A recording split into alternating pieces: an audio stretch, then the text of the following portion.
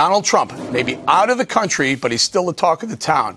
Charles Krauthammer thinks his rise to the front of the GOP race is remarkable, and Dr. Charles seems to be changing his tune a bit on Trump's results. Watch. I haven't changed my opinion of his candidacy, but I have changed my opinion of his durability.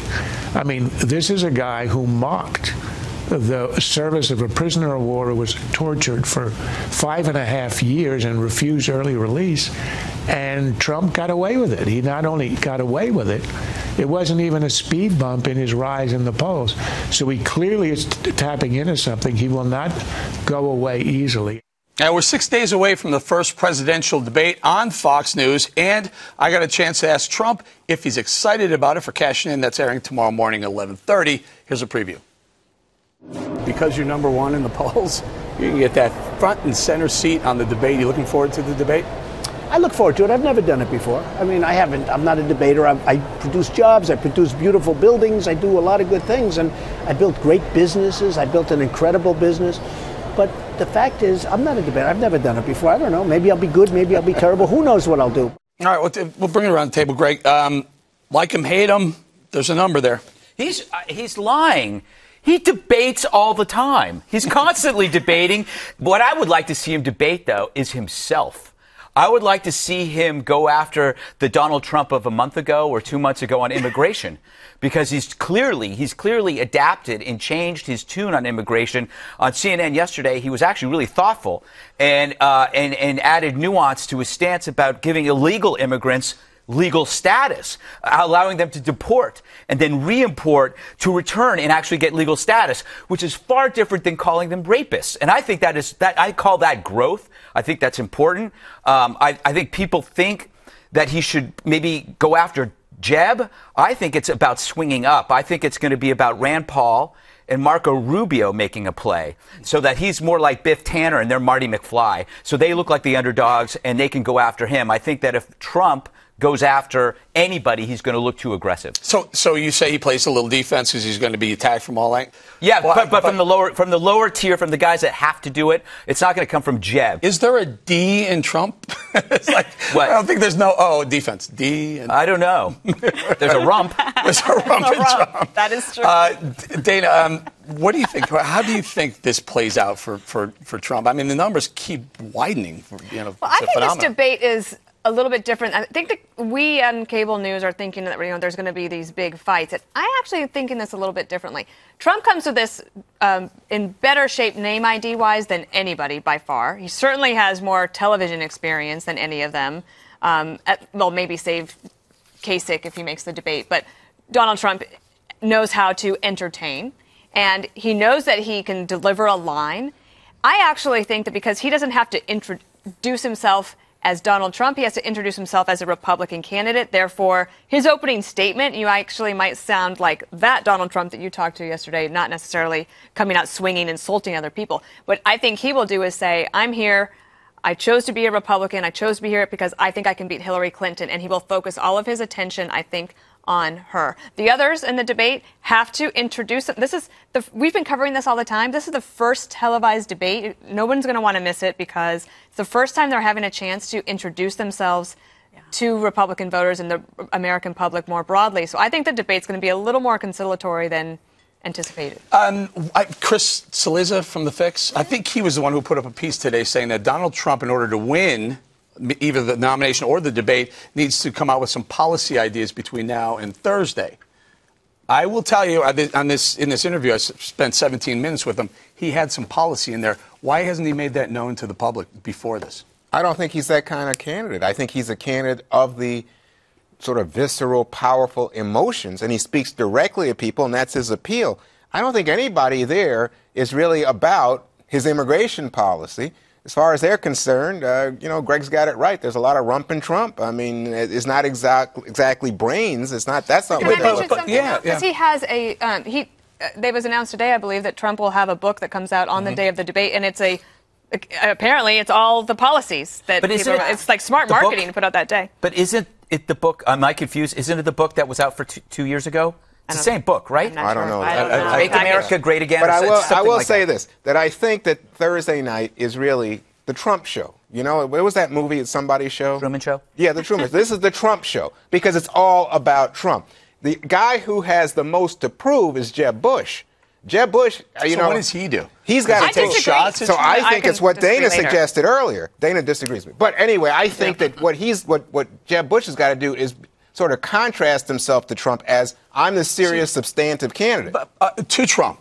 Yeah, and here's why I'm I differ the big, real the reason why I'm asking this is conservative. because one of the pieces, one of the headlines on Drudge Report today was that the Republican whomever has advised Jeb not to take on Trump because that wouldn't be a good strategy. No, not directly. That's bad It's advice. not. Yeah, it's not like arguing Well, with how him. do you not? Because it's a contrast. It's like you want to say, oh, gee, that guy's kind of clownish, but that guy's serious. Gee, that Jeb is more impressive than I thought. Go Trump's ahead. biggest challenge, I think, if I were advising him, is that he does speak in these platitudes. I'm always yearning for specifics, and I think the public does want that from him. I see a lot of times on Twitter people saying, well, where exactly does he stand on this issue or that issue?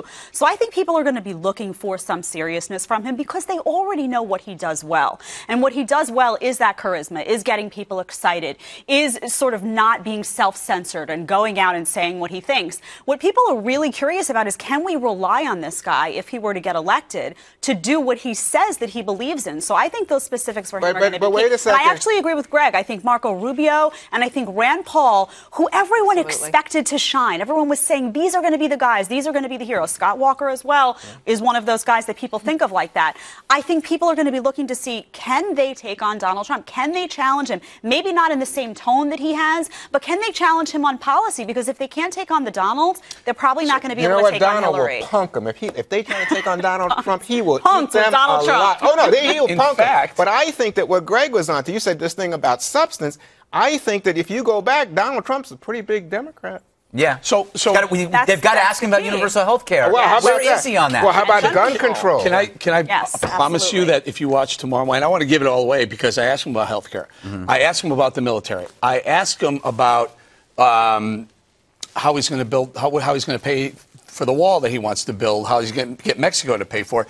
And he comes up with substantial ideas. I also asked him if you were on the debate stage sitting next to Megyn Kelly and you had a question for Jeb, Walker, Christie, and Rubio, what would it be? It's pretty fascinating stuff. He's not holding back tomorrow morning. I have a hunch he won't hold back Thursday. Yeah. Let me take another little piece of clip from the interview with Trump. There are a lot of people in the establishment who are kind of terrified or mad at him. I asked him about that. Why is the establishment, the political establishment class, so afraid of Donald Trump? I don't understand it. I say what I say, which is something, make America great again. I mean, basically, what I want to do, Eric, is make our country great again. But the level of animosity and the level of hatred from some people who I think are good people is incredible. But likewise, the level of support is beyond incredible, including some of the pundits, in all fairness. So it's a mixed bag, but I'm out there, and you see the poll numbers have been fantastic. I'm very happy with it, and hopefully I'll get a chance to make our country great again. Danny, you respond to that one? Well, if you're pointing at me, like, I am not afraid of. No, I didn't that's the elicit thing. your I mean, name. why is the establishment? Dana, you respond. I think that there you see the respect, right? So Charles Krauthammer comes out and says, "Look, I can change my mind. It's more durable than I thought." Jeb Bush today said it's a phenomenon, and I don't think he meant that in a bad way. It's like there's obviously something there. The polls are what they are, and I think social media does have a way of pushing these polls faster than we have seen in the past because people are paying more attention. They're getting it in all sorts of different ways, not just their morning paper. They're seeing it all day long. So when polls are taken, you can see movement much faster, and that could go either way. I don't know what it'll look like on Tuesday when they make a decision. I wasn't including you in the class. I was giving you the first crack at that apple. Craig, your thoughts on the establishment being concerned with them? I think that there's a lot of hypocrisy going on because Donald is not afraid to go after somebody. Right. And they call that criticism. When you respond, somehow that is translated as bashing. And I've always said that criticism is your guardrail. Flunkies only feed your overconfidence, and your overconfidence then obscures your blind spots. I think that he has changed since the last couple of weeks because you've noticed a thoughtfulness brewing about certain issues that were not there before. That might upset people who miss his bluntness, but it might make him a more, I guess, a more serious candidate as he starts to grow.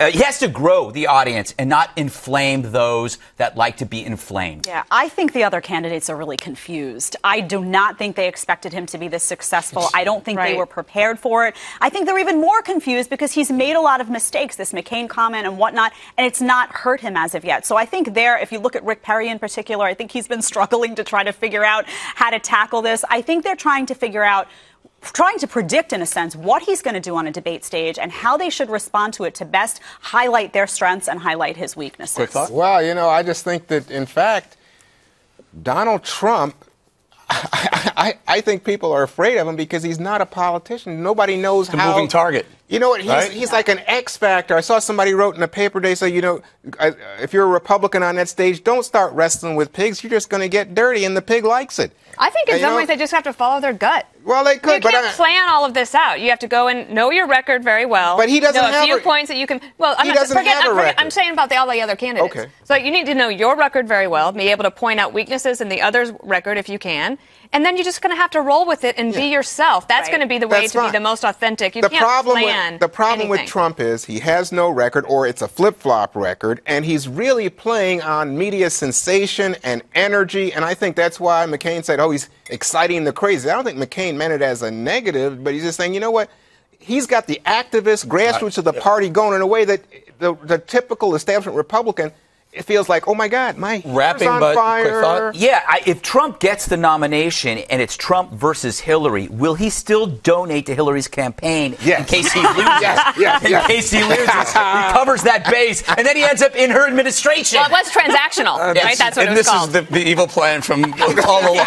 He wants to be the Secretary of Interior. You can really bring people together. Yeah. All right. We're going to leave it right there.